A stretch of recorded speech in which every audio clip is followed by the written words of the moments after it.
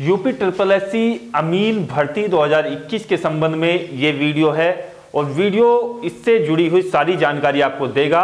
क्या इसके लिए क्वालिफिकेशंस है, कब इसके लिए फॉर्म आएंगे, क्या इसका सिलेबस है और कैसे इसमें सिलेक्शन होता है। तो वीडियो को पूरा देखने के बाद शेयर जरूर करें और नए दोस्त हैं चैनल को सब्सक्राइब कर लें, क्योंकि सबसे पहले और सबसे सटीक जानकारी आपको इसी चैनल के माध्यम से दी जा रही है। यहाँ पर बात करते हैं यूपी ट्रिपल एससी अमीन भर्ती 2021 के बारे में। तो देखिएगा, ये जो भर्ती है इसकी प्रक्रिया की जानकारी जो प्राप्त हुई है वो प्राप्त हुई है अखबारों के माध्यम से। इसमें बताया गया है कि आपकी जो वैकेंसीज हैं वो 300 पदों के लिए यहाँ पर आपके लिए फॉर्म मिलेंगे आपको भरने के लिए। तो कुल मिलाकर के 315 पद होंगे।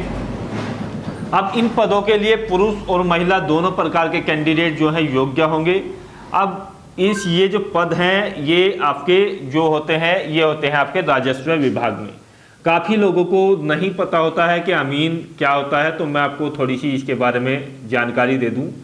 तो देखिएगा, अमीन वह अधिकारी होता है, ये तहसील स्तर पर आपका अधिकारी काम करता है। इनके द्वारा क्या होता है कि जिस तरीके से आपकी राजस्व वसूली का कार्य होता है, जैसे कोई लोग जो हैं किसान वगैरह हैं या उस तरीके के लोग हैं जो क्षेत्र के अंतर्गत आते हैं और अपना लोन वगैरह जमा नहीं करते हैं, तो उनको बैंक के द्वारा जो नोटिस दिया जाता है तो उसको जो है फिर जब भी लोन जमा नहीं होता है फिर तहसील में भेजा जाता है। तो तहसील में उसकी जिम्मेदारी आ जाती है अमीन के ऊपर। तो अमीन उसके लिए आपको जो है सूचित करता है, नहीं तो फिर तहसील के द्वारा जो कार्रवाई करने का कार्य होता है वो इनके माध्यम से होता है। तो कुल मिलाकर के राजस्व वसूली का काम है। तो सरकार को शायद राजस्व की कमी दिखाई दी है, इसलिए इनकी भर्ती करने की आवश्यकता पड़ रही है। दूसरी बात करते हैं एज की बारे में। तो एज की जो लिमिट है वो यहाँ पर जो है वही रखी है यूपी ट्रिपल एससी ने, जो ज़्यादातर एग्जाम्स के लिए रखते हैं। तो 18 से 40 वर्ष तक इसमें जो है आपकी आयु सीमा मान्य होगी। साथ ही साथ इसमें जो है ओबीसी, एससी, एसटी के लिए छूट की प्रावधान है। ओबीसी के लिए 3 वर्ष का है, एससी या एसटी के लिए 5 वर्ष और फीमेल के लिए भी 5 वर्ष की छूट का प्रावधान है। तो उन लोगों के लिए ये 40 से भी अधिक आपकी आयु सीमा होगी। बात करें इसके बारे में क्वालिफिकेशन के संबंध में कि इसके लिए आखिरकार क्या क्वालिफिकेशन रखी जाएगी। तो क्वालिफाई जो कैंडिडेट्स इसके लिए रखना चाहते हैं उनके लिए क्या ट्रिपल सी या उस तरीके का डिप्लोमा जरूरी है। तो देखिएगा, इसके लिए ज़रूरी नहीं है कि आपके पास ट्रिपल सी हो या कोई टाइपिंग वगैरह हो। तो यहाँ केवल आवश्यकता है आपके पास 12th पास की। तो 12वीं पास कैंडिडेट्स इसमें जो है आवेदन कर सकते हैं। तो यहाँ से आपकी आयु 18 से 40 है, क्वालिफिकेशन आपकी 12th पास है और 315 पद जो है आपके राजस्व विभाग में ये भरे जाएंगे। बात करें इसकी जो ये आपका जो भर्ती होगी ये पीईटी के आधार पर होगी या इसके बिना होगी। तो ये बिल्कुल सही बात है कि ये जो भर्ती होगी पीईटी पर आधारित होगी। जिन लोगों का पीईटी क्वालिफाई होगा उन लोगों के लिए इस भर्ती में आवेदन का मौका मिलेगा।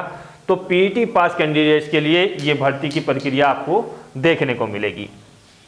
इसके लिए आपकी सिलेबस और सिलेक्शन प्रोसेस के बारे में यदि बात की जाए कि सिलेबस आपका क्या रहता है, तो सिलेबस में यहाँ पर बिल्कुल स्पष्ट है कि जिस तरीके से आपके पहले एग्जाम्स हुए थे इसके अमीन पदों के लिए, तो उसमें क्या सिलेबस रखा गया था और अब क्या सिलेबस है।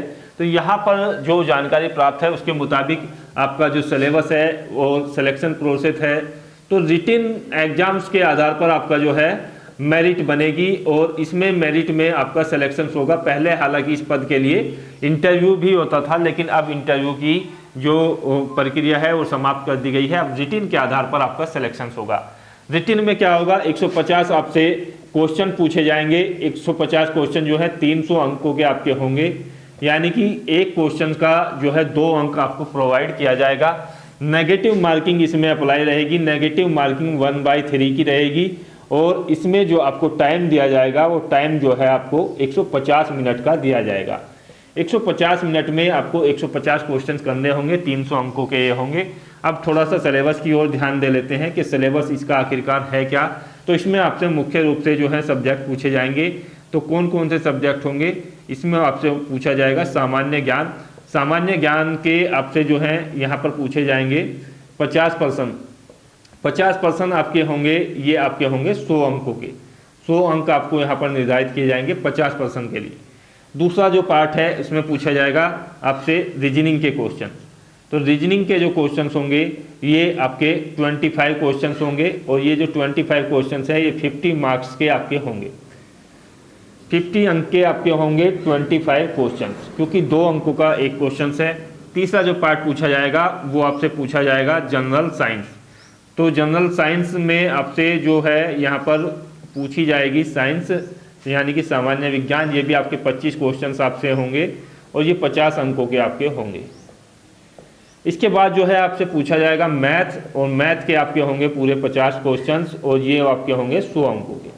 इस तरीके से कुल मिलाकर के आपसे 150 क्वेश्चन पूछे जाएंगे और 150 क्वेश्चन आपसे पूछे जाएंगे। 300 अंकों का आपका पेपर होगा, नेगेटिव मार्किंग इसमें अप्लाई होगी। तो ये सिलेक्शन प्रोसेस वही है कि रिटिन एग्जाम्स आपका होगा, जो पीईटी पास कैंडिडेट्स इसमें छाटे जाएंगे उनका जो है रिटिन एग्जाम्स होगा। रिटिन एग्जाम्स के बाद आपकी जो है कट ऑफ लगेगी इसके आधार पर। अब दूसरी बात कर लेते हैं कि इसके बारे में आवेदन की प्रक्रिया के क्या प्रावधान है, किस तरीके से संकेत दिए जा रहे हैं। तो अखबार के मुताबिक जो हमें जानकारी प्राप्त हुई है, इसके लिए जो फॉर्म आएंगे वो आपके नवंबर 2021 में इसके लिए ऑनलाइन फॉर्म आने की संभावना है। तो नवंबर 2021 के लिए आप जो है इसको मान करके चलिएगा, क्योंकि जहाँ तक संभावना है कि लेखपाल भर्ती के बाद ही इसका विज्ञापन आपको देखने को मिलेगा, उससे पहले आपको देखने को नहीं मिलेगा। इससे पहले जो है लेखपाल भर्ती के लिए विज्ञापन आएगा, तब जा कर के इस तरीके के जो है विज्ञापन आपको देखने को मिलेंगे। आशा करता हूँ वीडियो के माध्यम से कुछ विशेष जानकारी आपको मिली होगी। जय हिंद, धन्यवाद, जय भारत।